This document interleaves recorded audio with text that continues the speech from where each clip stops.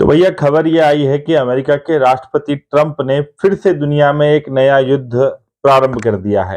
कहानी ये है कि अमेरिका ने वेनेजुएला पर मिसाइल हमले किए और एयर स्ट्राइक की।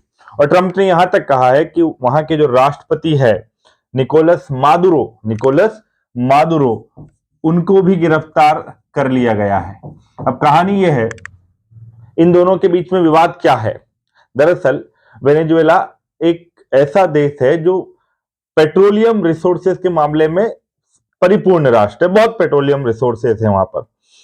हुआ ये कि अमेरिका की कई सारी कंपनियों ने पहले वेनेजुएला में इन्वेस्ट कर रखा था और वहां की पेट्रोलियम उत्पादन में वो भूमिका निभाती थी। बाद में ये हुआ कि 1976 में वेनेजुएला ने पेट्रोलियम रिसोर्सेज का और कंपनी पेट्रोलियम उत्पादन का पूरी तरह से राष्ट्रीयकरण कर दिया। तो जो अमेरिका की कंपनियां वहां जो थी, निजी कंपनियां थी, उनकी संपत्ति भी सारी किसकी हो गई? वेनेजुएला की सरकार की हो गई और उस कंपनी की हो गई जो सरकार ने स्थापित की थी।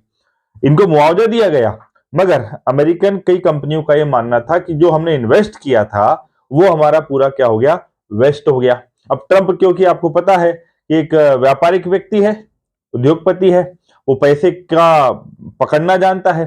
ट्रंप साहब आए, उन्होंने कहा वेनेजुएला ने जो उस समय किया था वो गलत था और हमारी कई अमेरिकन कंपनियों की संपत्ति उनके पास है, वेनेजुएला के पास, तो वो संपत्ति हमें वापस चाहिए। ये सबसे बड़ा कारण, यानी अमेरिका वेनेजुएला के पेट्रोलियम रिसोर्सेज पर कब्जा करना चाहता है।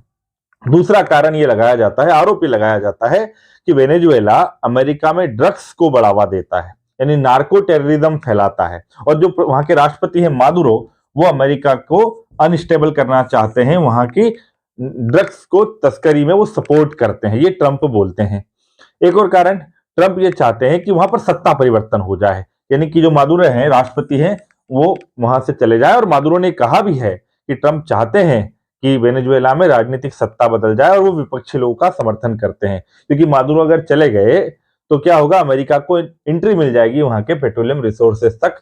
ये मेन कारण है जिसकी वजह से दोनों देशों के बीच में युद्ध लगभग प्रारंभ हो चुका है।